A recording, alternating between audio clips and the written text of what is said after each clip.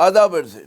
तो जनाब, हुकूमत का दावा यह है कि मईशत मुस्तहकम हो रही है और उसने बेहतरीन बजट पेश किया है। हुकूमत के जो नाक़दीन हैं उनका इल्ज़ाम यह है कि जी मईशत की हालत दिगरगूं है और शहबाज शरीफ साहब के जो गुज़िश्ता 4 साल हैं वो आम पाकिस्तानी के लिए, उसकी मईशत के लिए जो है वो एक कहते हैं आजमाइश बन के गुजरे हैं। इन दो मुतज़ाद दावों के बीच हकीकत क्या है, एक बहुत बड़ा सवाल है।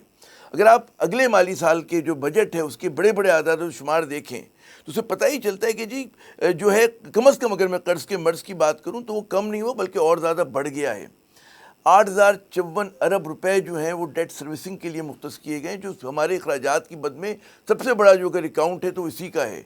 हत्ता कि डिफेंस का जो स्पेंडिंग है वो भी अराउंड 3,000 बिलियन रुपीज़ है, जो उससे कहीं कम है डेट सर्विसिंग के। तो इससे आपको अंदाज़ा होता है कि जी हम कहाँ पर खड़े हुए हैं। और जो एक और बहुत बड़ा सवाल है कि क्या शहबाज हुकूमत जिसने 5वां बजट पेश किया, और उसकी दिलचस्प बात यह कि इस 5वें बजट में जो उसने अपने कहते हैं गुज़श्ता 4 साल की कारकर्दगी दिखाई, तो उसकी एवरेज जो ग्रोथ है, इकोनॉमिक ग्रोथ पाकिस्तान की, वो 2.3% है, तो जो कि कुछ भी नहीं हुआ। यानी कि जो हमारा पॉपुलेशन ग्रोथ रेट है गुज़श्ता 4 साल का, उसकी औसत से कम है। और आखिरी साल जिन्होंने पेश किया, इनका दावा है कि जी 3.7% जो है इकोनॉमिक ग्रोथ है। अब देखते हैं कि रिवाइज फिगर में उसको बरकरार रख पाते हैं, उसको डाउनवर्ड उसका रिवीजन करेंगे। तो ये बड़ा एक सवाल है कि जी शहबाज हुकूमत ने अब तक गुज़श्ता 4 सालों में किया तो क्या किया, और जो साख्ती इस्लाहात की बात थी वो ये कर सके नहीं कर सके। तो आज हम इस अहम मौजू पर बात करेंगे। हमारे साथ मौजूद हैं मोहतरम सलमान शाह साहब, किसी तारुफ के मुताज नहीं, मारूफ जो है माहिर मईशत हैं, साबिक़ वज़ीर ख़ज़ाना हैं, साबिक़ मुशीर ख़ज़ाना हैं, बहुत सारे अहम उहदों पे इन्होंने जो है खिदमात सर अंजाम दी हैं। बहुत बहुत शुक्रिया सलमान शाह साहब अपना कीमती वक्त देने का। वो जो हम कहते हैं ना कि पाकिस्तान के जो माशी मसाइल हैं, इस पर अरसे से गुफ्तगू हो रही है, और हत्ता कि वो मिनिस्टर्स भी वही कहते हैं ना, वज़रा भी वही बात करें कि जो नाक़दीन करते हैं कि जी एग्रीकल्चर की ग्रोथ नहीं हो रही, फला काम नहीं हो रहा। लेकिन बड़ा सवाल ये आता है कि जब हमें पता है कि बीमारी क्या है, हम इलाज करने से क्यों कासिर हैं? क्या वजह है, क्या बदकिस्मती है पाकिस्तान की? देखिए, आई थिंक बड़ा ज़बरदस्त आपने सवाल पूछा, और इसमें सबसे बड़ी बात यह है कि पॉलिटिकल जो हमारी आपस में मनूवरिंग होती है और जिस तरीके से एक दूसरे को पेट्रनाइज किया जाता है, उसका नतीजा ये है कि आपके फेडरल गवर्नमेंट में भी कोई 40-50 मिनिस्टर्स हैं, और फिर उनके डिप्टी मिनिस्टर्स और असिस्टेंट्स एंड ऑल दैट। और हर मिनिस्ट्री में फिर आप के पास ग्रेड 22 से लेके ग्रेड 5 तक के मुलाजमीन भी हैं। और फिर इन मिनिस्ट्रीज के साथ कई डिपार्टमेंट्स मुंसलिक हो जाते हैं, जो काम करें या ना करें बस बनते चले जा रहे हैं। तो ये जो पॉलिटिकल सिस्टम है, इसमें एक्चुअली ये बहुत गिव एंड टेक होता है।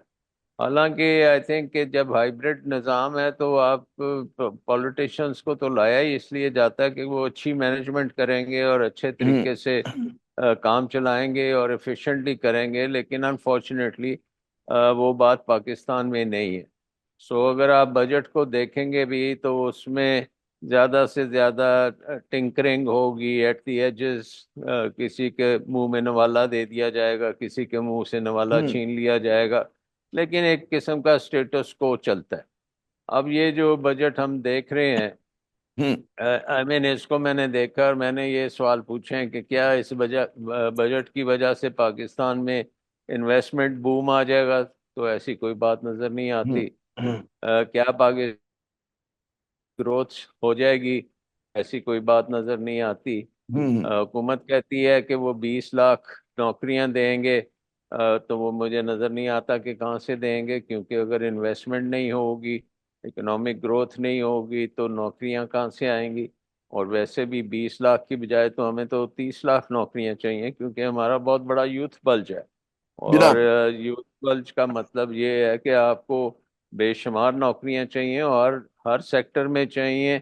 अदरवाइज ये जो यूथ डिविडेंड जिसे हम कहते हैं, वो तो एक लाइबिलिटी बन जाएगा हमारी। डेमोक्रेटिक, ना सिर्फ लाइबिलिटी है, वो तो बॉम्ब बन जाता है ना। वो तो फिर यंग भी हों और रोजगार भी ना हो और भूखे भी हों, तो फिर तो आप काटने को क़यामत होगी। भागेंगे ना। अच्छा, मैं इससे क्या पहले आप आगे बढ़े, मुझे आपने किस लफ्ज इस्तेमाल किया, स्टेटस को।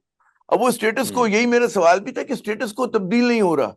हुकूमतें आती हैं जाती हैं, लेकिन जो कहते हैं ना मीनिंगफुल, कोई आप कह दें कि ऐसे रिफॉर्म्स हो जाएं कि जिसके आप कहें कि मीशत की सिम बदल रही है, वो नहीं हो पा रहा। ये स्टेटस को हमारे इतना ताकतवर क्यों है, और उसको बदलने के लिए, तोड़ने के लिए क्या करना होगा? आई थिंक ये स्टेटस को इसलिए है क्योंकि सबसे ताकतवर जो लोग हैं पाकिस्तान में वो पाकिस्तान की ब्यूरोक्रेसी है। हम्म। क्योंकि वो परमानेंट हुक्मरान है, कोई आता है जाता है तो ब्यूरोक्रेसी उसी तरह इंटैक्ट रहती है, बल्कि वो ब्यूरोक्रेसी बढ़ भी जाती है। हम्म। और अगर हाइब्रिड निज़ाम भी हो तो उसमें भी ब्यूरोक्रेसी जो है ना वही परमानेंट फीचर है। और हम्म। ब्यूरोक्रेसी ने अपने आप को इतना फैला लिया है और इतनी ताकतवर हो गई है कि वो स्टेटस को मेंटेन करते हैं।